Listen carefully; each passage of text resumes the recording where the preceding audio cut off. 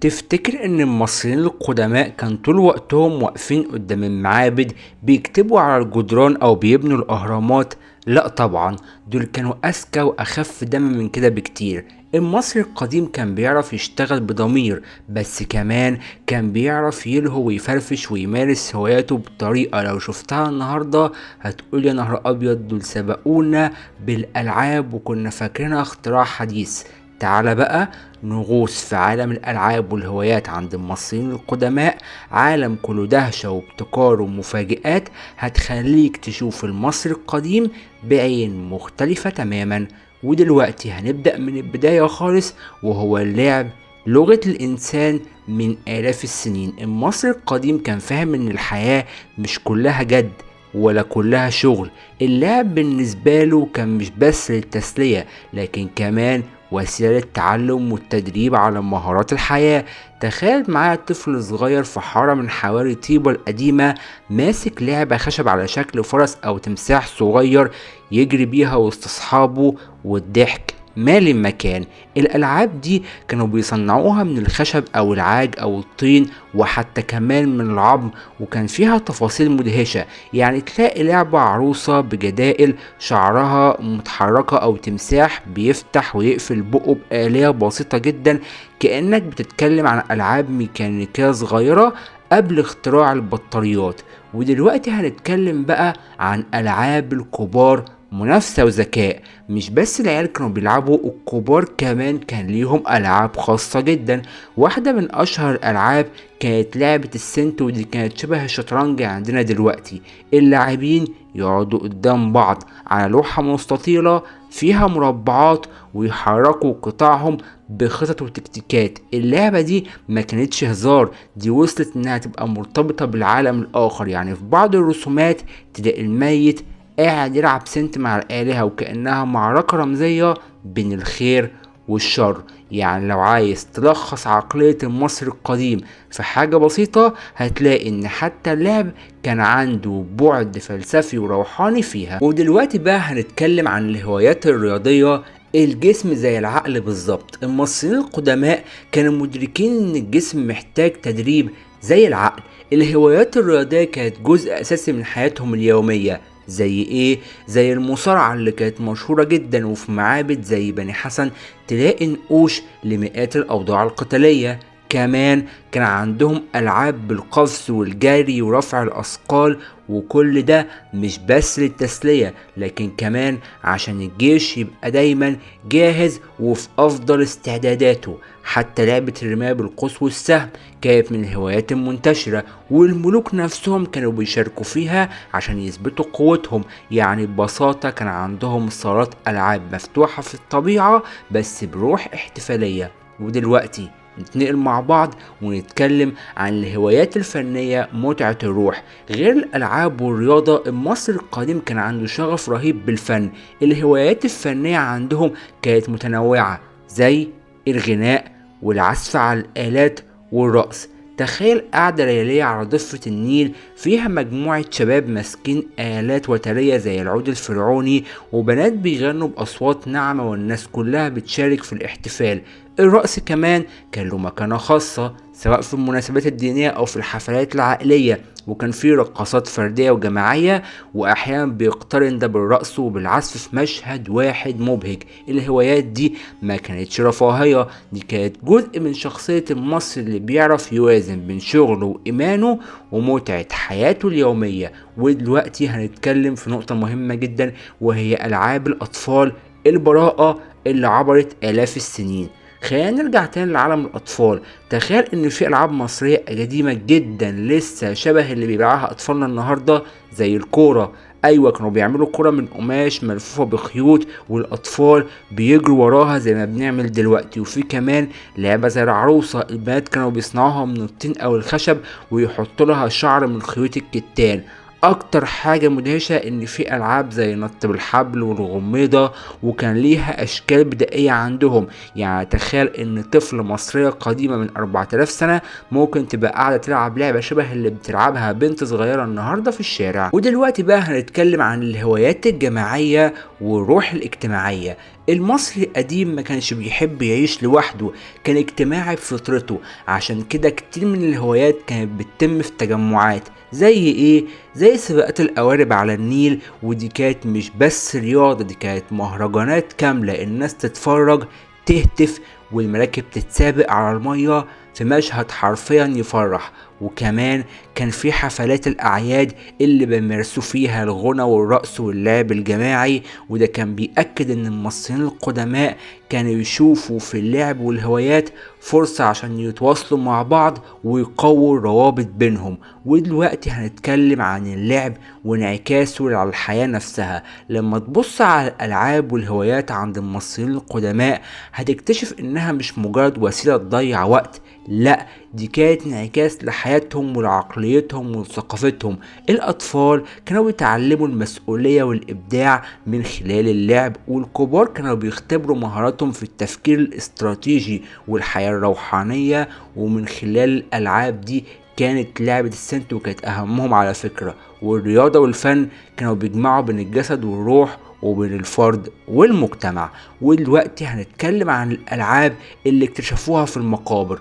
اكتر حاجة بتورينا قد ايه اللعب والهوايات كانت مهمة عند المصريين القدماء ان هم كانوا بيحطوا الالعاب دي في المقابر مع المتوفي. يعني الطفل اللي يموت صغير كانوا يحطوا له عرايس لعبة، تماثيل صغيرة، كرات من القماش، وحتى ادوات العاب شبه النرد كده. العلماء لقوا في مقابر الاطفال من عصر الدولة الوسطى ألعاب خشبية على شكل عربيات بعجل بتتحرك، وتماثيل لحيوانات بتتهز لما تحركها. وده دليل انهم كانوا شايفين اللعب مش بس تسلية في الدنيا، لكن حاجة مهمة للرحلة اللي بعد الموت كمان. ودلوقتي بقى هنتكلم مع بعض عن ألعاب الحظ والقدر. المصري القديم كان مؤمن بالقدر والنصيب، وده انعكس في بعض ألعابه. كان عندهم ألعاب شبه الزهر اللي هي النرد، بيستخدموها ويعملوها من عظام صغيرة أو أحجار ملونة ويرموا بيها ويحددوا خطوات اللعبة.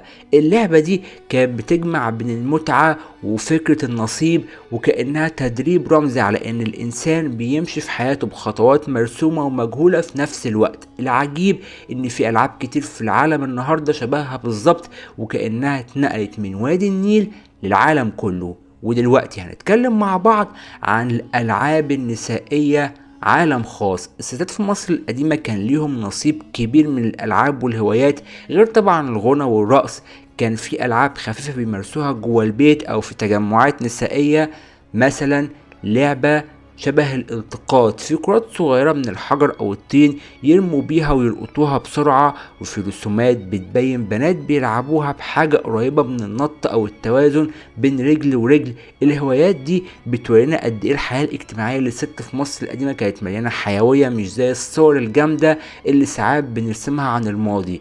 ودلوقتي هنتكلم عن الألعاب الذهنية وحل الألغاز. المصري القديم كان بيعشق جدا التفكير، فطبيعي جدا يبقى عنده ألعاب ذهنية فيها ألغاز هندسية ورسومات مرسومة على البرديات والحوائط. والرسومات دي بتدل ان هم كانوا بيحبوا يحلوا مشكلات منطقية، يعني تلاقي رسم المتاهة صغيرة او شكل فيه طريق متداخلة، ولهدف انك تلاقي الطريق الصح. الألعاب دي مش بعيدة عن ألعاب العقل اللي بنعملها النهاردة زي السودوكو او البازل، وده بيأكد ان المصريين القدماء كانوا بيدربوا عقولهم وهما بيستمتعوا في نفس الوقت. ودلوقتي بقى هنتكلم عن الحيوانات والألعاب. الأطفال في مصر القديمة كانوا بيحبوا الحيوانات وبيعتبروا اللعب معاها جزء من حياتهم.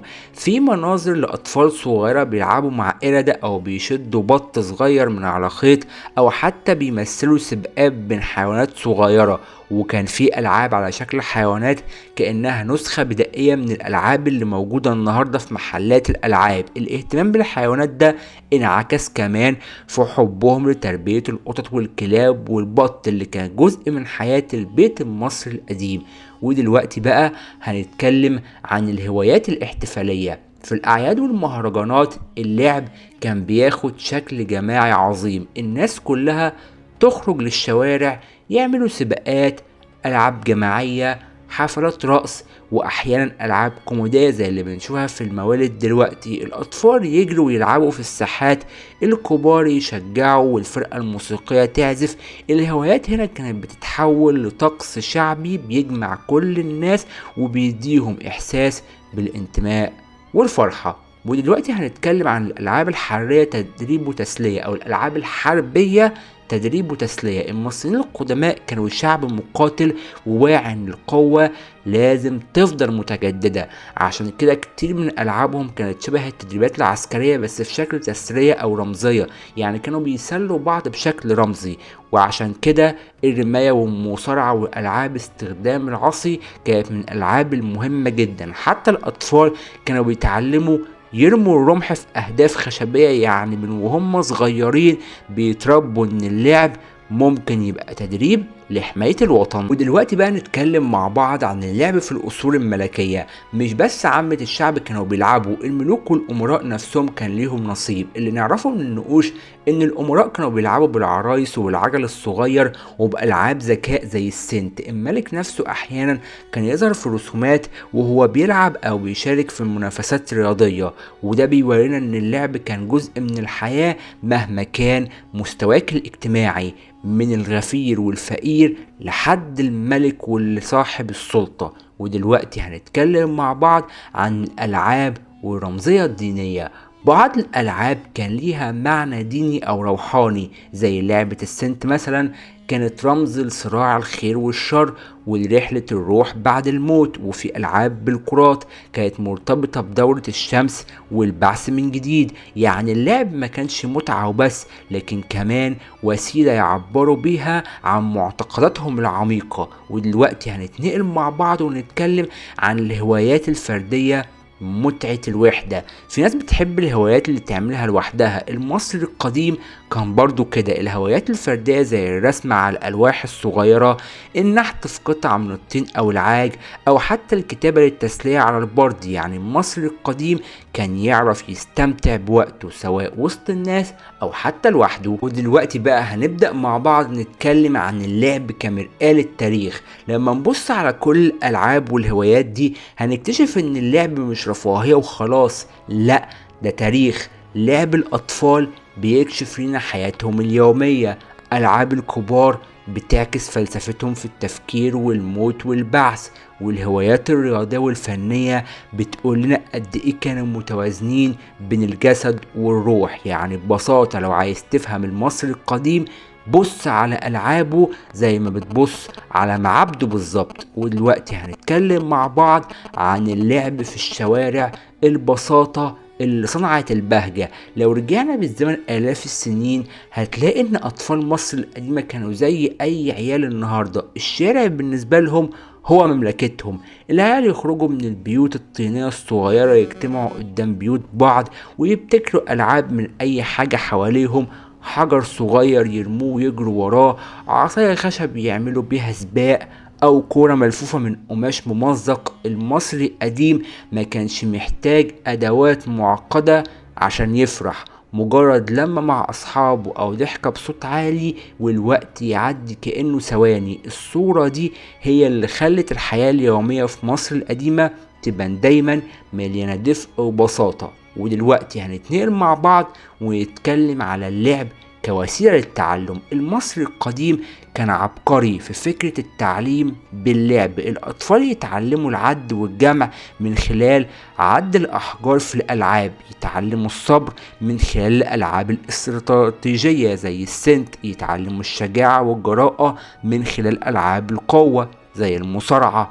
حتى المهارات الاجتماعية زي المشاركة والالتزام بالدور كل ده بيغرس فيهم من خلال الألعاب. يعني ببساطة المدارس ما كانتش السبيل الوحيد للتربية، اللعب نفسه كان أداة تعليمية متكاملة. ودلوقتي بقى هنبدأ الكلام عن الألعاب والطبقات الاجتماعية. مش كل الناس بيلعبوا نفس الألعاب. أطفال الفلاحين غالبا ألعابهم بسيطة، حجر وعصاية أو لعبة خشب معمولة في البيت. أما أطفال الطبقات الراقية فكان ليهم ألعاب أفخم، تماثيل من العاج وألعاب ميكانيكية صغيرة أو ألواح سنت مصنوعة من الخشب المطعم بالأحجار الكريمة، لكن في النهاية جوهر اللعب واحد، هو الضحك والسعادة. وده يورينا ان اللعب كان لغة عالمية عند المصريين يوحدها الغني والفقير تحت راية الفرح. ودلوقتي هنتكلم عن الرياضة من الهواية للبطولة. الرياضة في مصر القديمة ما كانتش مجرد لعب عابر، دي كانت بطولات حقيقية. تخيل مهرجان كبير في مدينة زي مدينة منف مثلا، الناس كلها متجمعة والرياضيين بيتنافسوا في الجري او المصارعة او الرماية، الجمهور يشجع والملك احيانا يحضر بنفسه عشان يدي الجوائز. والاهم ان الرياضة دي بتتعمل كنوع من الدعاية للقوة المصرية، يعني لما السفير الأجنبي يجي ويحضر مهرجان رياضي يشوف شباب مصر في كامل قوتهم، يعرف قد ايه الدولة دي قوية ومتماسكة. ودلوقتي هنتكلم عن الألعاب والجنود. الجنود كان جزء مهم من المجتمع وكانوا برضو بيلعبوا، لكن ألعابهم مختلفة، معظمها فيها طابع تدريبي، زي أنهم يتمارسوا في رمي الرمح لمسافات بعيدة أو يلعبوا ألعاب جماعية تقوي الروح القتالية عندهم. الجنود كانوا يعتبروا اللعب وسيلة للراحة من تعب التدريب، لكن في نفس الوقت وسيلة للتطوير، يعني حتى في لحظة اللعب كان في جانب جاد بيخدم هدف كبير. ودلوقتي بقى هنبدأ نتكلم عن الهوايات الموسيقية. الموسيقى بالنسبة لمصر القديم كانت زي المية والهواء، الآلات دي كانت متنوعة، العود والقيثارة، الناي المصنوع من القصب، الطبول والدفوف. كان في فرق موسيقية تعزف في الحفلات والأعياد، حتى في الجنازات. الموسيقى ما كانتش بس هواية، دي كانت جزء من الطقوس الدينية وجزء من الحياة الاجتماعية. حتى الأطفال كانوا بيتعلموا يعزفوا من صغرهم، وكأن الموسيقى لغة بتورينا الجيل اللي قبله. ودلوقتي هنتكلم عن الهوايات الإبداعية. بعض الناس كان عندهم هوايات فردية بتميل للإبداع الشخصي، زي الكتابة على البردي. في ناس كانوا بيكتبوا قصص وحكايات وأشعار، وفي برديات لسه موجودة بتثبت ان المصريين القدماء كانوا بيكتبوا نصوص أدبية كنوع من التسلية والهواية. كمان كان في نحت تماثيل صغيرة كهواية أو رسم على جدران البيوت من الداخل بزخارف بسيطة. الهوايات دي بتورينا ان المصري القديم ما كانش بيعيش عشان يشتغل وبس، لكن كان عنده شغف يخلق فنون لنفسه. ودلوقتي هنتكلم عن الألعاب بين الذكور والإناث. في ألعاب مشتركة من الأطفال والبنات زي الكورة أو النط، لكن كمان كان في ألعاب خاصة بالأطفال الصبيان زي المصارعة والتسلق، وألعاب خاصة بالبنات زي العرايس والرقص. وبالرغم من المجتمع كان بيفصل في أدوار الجنسين، لكن اللعب جمعهم في لحظات البراءة والطفولة. وده يورينا إن اللعب كان مساحة حرية للأطفال بعيد عن القيود الاجتماعية. ودلوقتي بقى هنبدأ كلام عن اللعب والخيال. اللعب مش بس تسلية، ده كان نافذة على الخيال. الطفل المصري القديم كان بيخلق عوالم كاملة من خلال اللعبة الصغيرة. لما يمسك عروسة من طين يتخيل انها اميرة او ملكة، لما يلعب لعبة صيد وهمية يحس انه صياد شجاع بيواجه التماسيح في النيل. الخيال اللي اتبنى من خلال الالعاب دي هو اللي ساعدهم يبنوا حضارة مليانة فنون وإبداع. ودلوقتي هنتكلم عن اللعب عند الكبار، لحظة الهروب من المسؤولية. حتى الكبار كانوا محتاجين ألعاب بعد يوم طويل من الحقول أو الورش، يجتمعوا حوالين لعبة زي السنت أو ألعاب النرد. الضحك يعلى والجدل يحتدم والكل ينسى التعب. اللحظات دي كانت مهمة جدا لأنها بتديهم شحنة نفسية تكمل معاهم في حياتهم اليومية. يعني اللعب كان علاج للضغط النفسي من آلاف السنين. ودلوقتي هنتكلم عن اللعب والهوية المصرية. في الآخر الألعاب والهوايات مش مجرد تفاصيل صغيرة، دي كانت جزء من هوية المصري القديم. لما تلاقي لعبة السنت مرسومة في المقابر، أو تشوف رسومات مصارعة في المعابد، أو تسمع عن مهرجانات الألعاب، تفهم ان اللعب كان جزء اصيل من حضارتهم، هوية بتقول ان المصريين كانوا شعب بيعرف يعيش ويشتغل ويفكر ويعبد ويلعب، وده اللي مخلي حضارتهم تبهر العالم لحد النهارده. ودلوقتي بقى هنتكلم عن اللعب في الحقول بين الشغل والمرح. تخيل معايا فلاح مصري قديم قاعد طول النهار يزرع ويحصد، والعيال حواليه بيجروا وسط الغيطان. الأطفال كانوا بيستغلوا المكان حوالين النيل كمساحة للعب، يرشقوا المية في بعض وهما بيستحموا، يعملوا سباقات في السباحة بين شطين، يلعبوا لعبة القفز من فوق خطوط زي الري أو السواقي.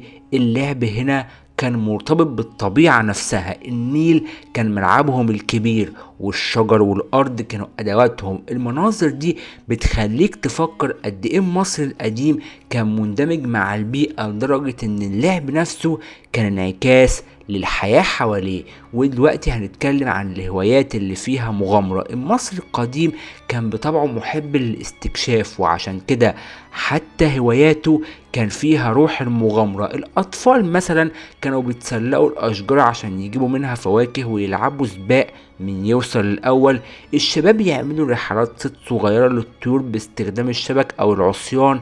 أحيانا يغامروا ويدخلوا مناطق مقابر قديمة في الجبل القريب منهم ويمثلوا إنهم مكتشفين أو مستكشفين. الهوايات دي كانت بتحفر فيهم الشجاعة والجراءة وبتخلي شخصيتهم أقوى.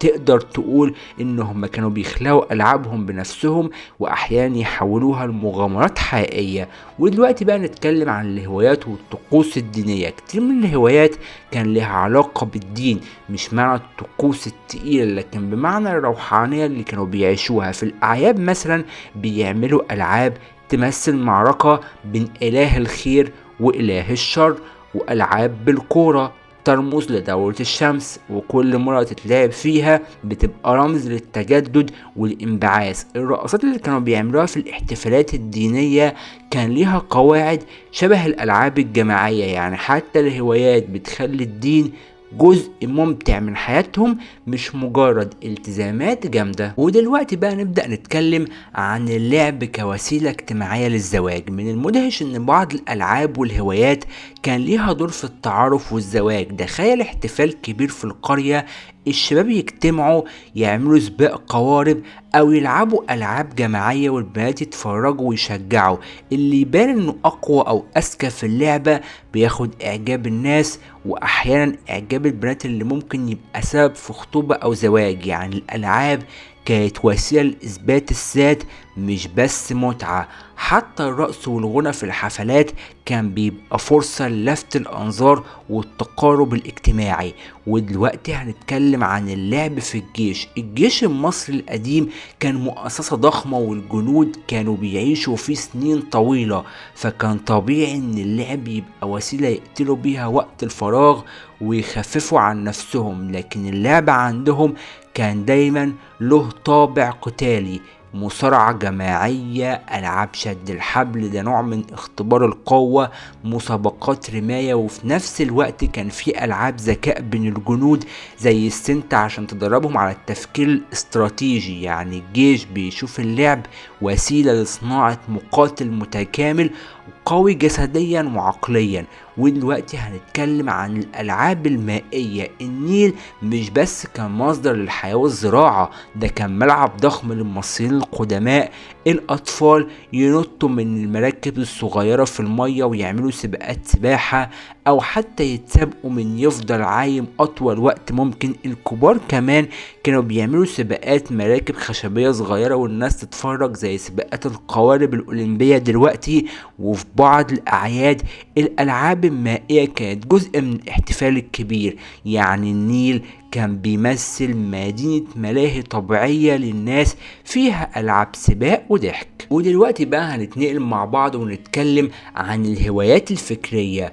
غير الرياضة والغنى كان في ناس تميل للهوايات الفكرية البحتة زي القراية، الكتابة، والكهنة كانوا بيستمتعوا بقراية النصوص القديمة أو نسخها كنوع من الهواية. وفي اللي كانوا بيكتبوا ألغاز وأمثال ويتسابقوا مين يحلها. يعني الهوايات الفكرية دي كانت شبه جلسات المثقفين. والنهاردة قاعدة فيها جدل وضحك وأفكار. وده يورينا قد إيه اللعب والهوايات في مصر القديمة كانت بتغطي كل أشكال الإنسان، الجسد والروح والعقل. ودلوقتي هنتكلم مع بعض عن الألعاب والنساء في القصور. النساء الملكيات كان لهم نصيب كبير من الهوايات، والرسومات دي بتوضح ان الأميرات كانوا بيقضوا وقت طويل في اللعب بالعرايس الفاخرة اللي مصنوعة من العاج أو الخشب المطعم. كمان كانوا بيشاركوا في الرقص والغنى كجزء من الهوايات اليومية. يعني بعض الأدلة بتقول إنهم كانوا بيشاركوا في ألعاب ذكاء زي السنت، مش بس الرجال. وده بيأكد ان المرأة في مصر القديمة كان لها مساحة للتسلية والمرح حتى في بيئة القصور الملكية. ودلوقتي هنتكلم عن الألعاب والرموز الخفية. بعض الألعاب كان ليها رموز أعمق من الظاهر للعين، زي لعبة الكورة مثلا، مش بس للتسلية لكن هي رمز لدورة الحياة والموت والانبعاث. لعبة السنت مش بس استراتيجية لكن رمز لمعركة الروح. يعني اللعبة عند المصريين القدماء كان دايما ليه وشين، وجه ظاهر للتسلية ووجه خفي للمعنى العميق. وده اللي مخلي الألعاب عندهم موضوع يثير دهشة العلماء لحد النهاردة. ودلوقتي هنتكلم عن اللعب والخيال الجماعي. اللعب مش بس بيشكل الفرد لكنه كمان بيشكل المجتمع كله. الألعاب الجماعية زي سباقات المراكب أو المصارعة قدام الجمهور كانت وسيلة عشان يخلقوا خيال جماعي عند الناس، كل واحد يحس انه جزء من حدث كبير، واللي يفوز يتشهر واللي يخسر يتعلم. اللعب هنا كان بيخلق فيهم قيم اجتماعية زي التعاون، التنافس الشريف، والاعتزاز بالهوية المصرية. ودلوقتي هنتكلم عن اللعب عبر العصور. اكتر حاجة تخليك تنبهر ان الالعاب دي لسه موجودة باشكال مختلفة لحد النهاردة. الكرة، من كرة القماش الفرعونية لحد كرة القدم الحديثة، العرايس من الطين والخشب لحد البلاستيك والسيليكون، ألعاب الذكاء من السنت للشطرنج والألعاب الإلكترونية. ده بيورينا إن اللعب مش مجرد تفصيلة صغيرة، ده جزء أساسي من طبيعة الإنسان من آلاف السنين. لو فكرنا شوية بقى هنلاقي إن الألعاب في مصر القديمة مش بس كانت وسائل تسلية أو قتل الوقت، دي كانت انعكاس مباشر لطبيعة المجتمع نفسه.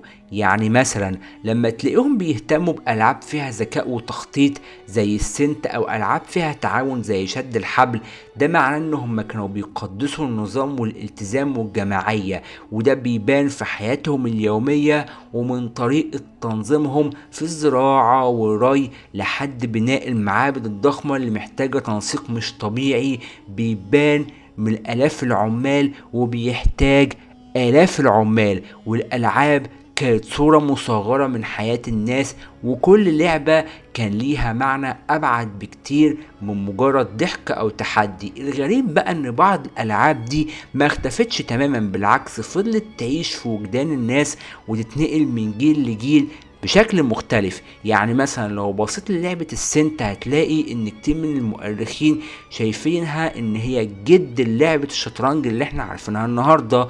صحيح القوانين اتغيرت والشكل اتطور، بس الفكرة انك تقعد قدام خصمك وتحاول تتوقع خطوته الجاية وتحط خطة تكسب بيها نفس الفكرة بالظبط. وده كأن العقل البشري بيحب التحدي وبيكرر نفس الأنماط مهما مر الزمن. ومن ضمن الحاجات اللي مش واخدة حقها كفاية برضو هي الهوايات الفنية عند المصريين القدماء.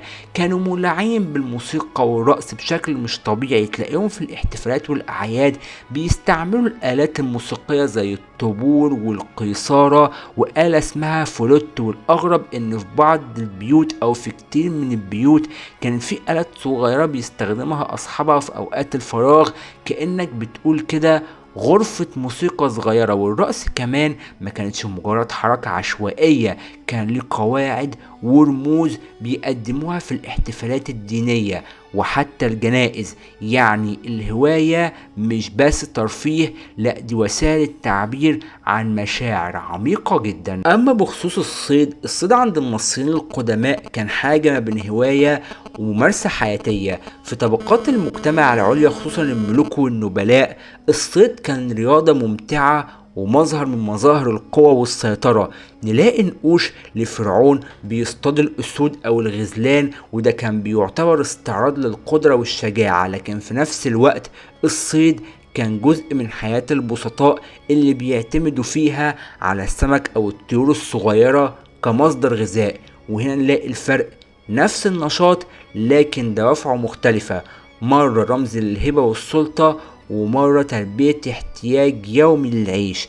وفي نفس الوقت الهوايات دي كلها، من الألعاب العقلية الحركية للموسيقى للصيد، بتورينا صورة كاملة لمجتمع كان بيعيش حياة مليانة تفاصيل. كانوا عارفين يوازنوا بين الشغل والجدية وبين المتعة والتسلية. المدهش ان الحاجات دي فضل تأثيرها ممتد لحد دلوقتي. يمكن احنا مش واخدين بالنا، لكن كتير من الألعاب اللي بنمارسها والهوايات اللي نتسلى بيها ليها جذور عميقة في حضارة عمرها آلاف السنين. وكأن المصري القديم بيهمس لنا من بعيد، اللعب مش رفاهية، اللعبة حياة. وزي ما شفنا مع بعض، الألعاب والهوايات عند المصريين القدماء ما كانتش مجرد رفاهية ولا تسلية عابرة، دي كانت مرآة كاملة لحياتهم اليومية ولعقولهم ولأحلامهم وعلاقتهم بالآلهة والطبيعة. من أول لعبة زي السنت اللي ألهمت العالم كله لحد دلوقتي، ولحد الهوايات اللي خلت الفن والموسيقى جزء من الروح المصرية اللي لسه عايشة جوانا لحد النهاردة. ولو حضرتك وصلت معايا للنقطة دي من الفيديو، فأكيد الموضوع ده شدك، ولسه عندنا أسرار وحكايات أكتر بكتير من الحضارة الأعظم في التاريخ. عشان كده ما ينساش تدعمني وتخلي الرحلة دي تكمل. اشترك في القناة دلوقتي وفعل زر الجرس عشان توصل لك كل الحلقات الجديدة أول ما تنزل. وما ننساش تعمل لايك وشير الفيديو عشان يوصل لأكبر عدد من الناس ويشوفوا معانا الجمال الحقيقي للتاريخ المصري القديم.